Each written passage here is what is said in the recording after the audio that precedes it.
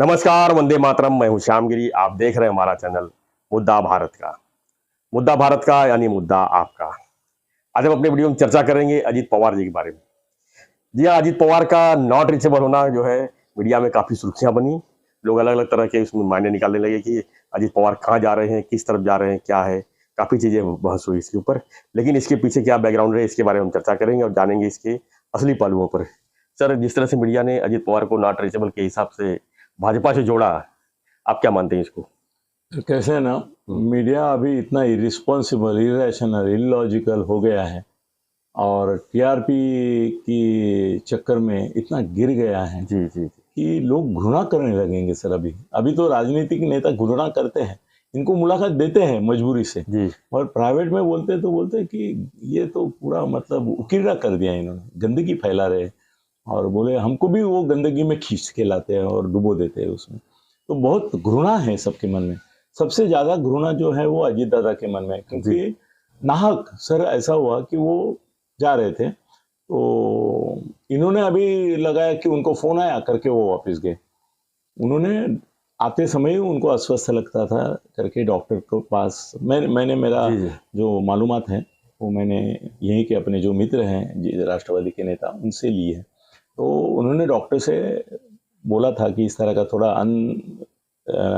ये abnormal feel हो रहा है, तो मैं आगे जा रहा हूँ, मगर क्या लगता है आपको? तो डॉक्टर ने उनको बोला कि नहीं, यू नीड रेस्ट और आपको ये एसिडिटी का अटैक आया हुआ है ऐसा लगता है, जिस तरह से आपको अस्वस्थता हो रही है। वो बोले हाँ, मेरे को ऐसा मतलब छाती में भी थोड़ा, इसलिए मैं I am worried about it.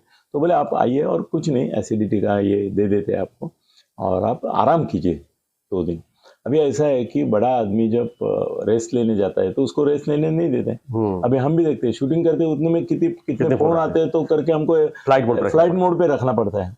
हमारे जैसे एक आम आदमी की अगर हाल है कि उसमें 5-10 फोन, तो घंटे में 15-20 फोन हमको आते हैं, तो उसको 15-20-100 आते होंगे। तो और किस किस को क्या बोलेंगे, मी आदर ऐसा बोलते रहेंगे। तो वो फोन जो है बंद कर दिया, एरोप्लेन मोड पे डाल देते हैं तो नॉट अवेलेबल, नॉट रीचेबल ऐसा हो जाता है उसमें।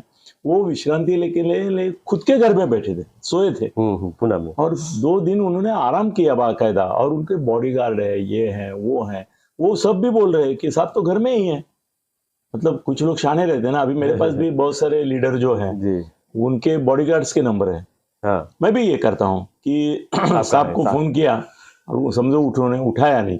सर कैसे है ना, मोबाइल का मेरा एक कैलकुलेशन रहता है, अगर बेल बज रही है और बजती रही और आखिर तक नहीं उठाया तो हो सकता है वो मीटिंग में है करके उन्होंने साइलेंट किया है, उसको सुनाई नहीं। अगर ऐसा होता है कि बेल बजी तो आपको मैसेज आता है कि he is talking on the other line.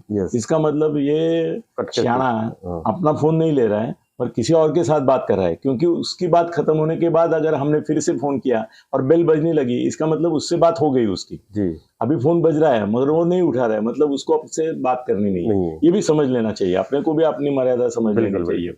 और उनको कोई मैसेज भी नहीं आया, आपने मैसेज भेजा, उसने ओके यस नो थम कुछ भेजा नहीं, तो समझ लेना है आपका मैसेज की ये भी नहीं करते। अभी कैसा हो गया, हम व्हाट्सएप मैसेज भेजते थे ना, तो पहले कैसा था, सबके ऊपर ब्लू लाइन आता था, तो हमको पता चलता था कि इसने देखा है, पढ़ा है। हाँ, तो फिर हम उसको जिम्मेदार पकड़ते थे कि भाई तुमने देखा था, जवाब नहीं दिया और जवाब नहीं दिया। तो अभी वो क्या करते हैं, एक मामूली अरेंजमेंट है मोबाइल में कि वो जो है वो 2 लाइन आती है और ब्लू लाइन नहीं आती। ब्लू लाइन पढ़ लेते लेकिन दिखता नहीं है, वो उनको पढ़ते हैं मगर लोगों को नहीं पता चलता कि इसने पढ़ा कि नहीं पढ़ा, खासकर एप्पल में सब। हाँ, तो बहुत सारे आदमी लीडर लोग ब्लू लाइन आने नहीं देते। जी वो 2 लाइन के ऊपर ही रोक देते कि मेरे को देना है जवाब तो मैं दूंगा। मैं खुद भी देखता हूँ कई बार। तो इसमें ऐसा है कि मीडिया अभी सर पागल कुत्ते जैसा हो गए। अभी ये बेचारे बीमार हैं, वापिस गए, मगर उनको ये दिखाना था कि भाई शरद पवार और उनमें कुछ अनबन हो गई, उन्होंने अदानी का सपोर्ट किया जबकि इन्होंने विरोध किया था। जी। उसके बारे में कुछ बोले थे, तो उसकी वजह से वो पवार साहब ने उसको बुला लिया। अभी पवार साहब ने बुला लिया तो पवार साहब को मिलते ना, घर जाके थोड़े सोते जी। और ऐसा जरूरी नहीं है, वो अभी आजकल मीडिया को बोलते कि मुझे माला नहीं बोला तुमसे, ऐसा बोल देते, तो वो भी बोल सकते थे जाने के बाद, जहाँ कार्यक्रम है वो करते थे। सर उनकी तबीयत, अभी आप किसी को तबीयत भी उसकी संभालने नहीं देते, ये क्या बात होगी? तो मुझे बहुत बुरा लगा, और दादा ने इसके लिए बोला कि मीडिया अभी, उसने वो शब्द यूज़ नहीं किया, हलकट हो गया है कि किसी पर्सनल लाइफ को भी वो समझते नहीं है। मैं बीमार हूँ, घर में हूँ, उसका क्या क्या अर्थ निकाल के आप उसके बारे में बोल रहे हैं। तो लेकिन जैसे ही नॉट रीचेबल होता है तो क्यों अजीत पवार को हमेशा भाजपा के साथ जोड़ा जाता है सर? सर कैसे ना 80 घंटे का जो बीच में ड्रामा हुआ था, जी और फडणवीस के और दादा के अच्छे संबंध है। देखो जी अमृता भाभी के बारे में जब उनको निवेदन करना था, तो बीच में ही उठ के अजीत दादा ने पूछा कि ये अमृता मैडम का मामला क्या है, इसके ऊपर अगर कोई खुलासा हो तो अच्छा रहेगा। जी अब ये मिली भगत थी, क्योंकि फडणवीस साहब सब लेके आए थे, उनको बोलना ही था, मगर वो खुद उठ के कैसे बोलेंगे कि मुझे इसके ऊपर बोलना है। तो जैसे ही अजीत दादा ने पूछा, जो सभाध्यक्ष थे उन्होंने बोला ठीक है आप जी। बोलो। उनका 16 पेज का स्टेटमेंट रेडी था, मतलब ये दादा से बोल के ही आए थे कि आप सवाल उठाओ, पूछना, मैं जवाब दे दूंगा। जी तो उनका आपस में संबंध है, वो फडणवीस की वजह से, दूसरों की वजह से नहीं है। तो हमेशा ये शक में रहता है। और दूसरी बात एक ऐसी है कि जब भी वो शरद पवार से बगावत करेंगे, जब जी जी जी जी भी करेंगे लेकिन हाँ करेंगे सर। देखो कब करेंगे इसके बारे में मैं एक शब्द यूज नहीं करना चाहता हूँ, मगर अगर सेवानिवृत्त हो गए जी पवार साहब तो वो पक्का बीजेपी के साथ जाएंगे 100%।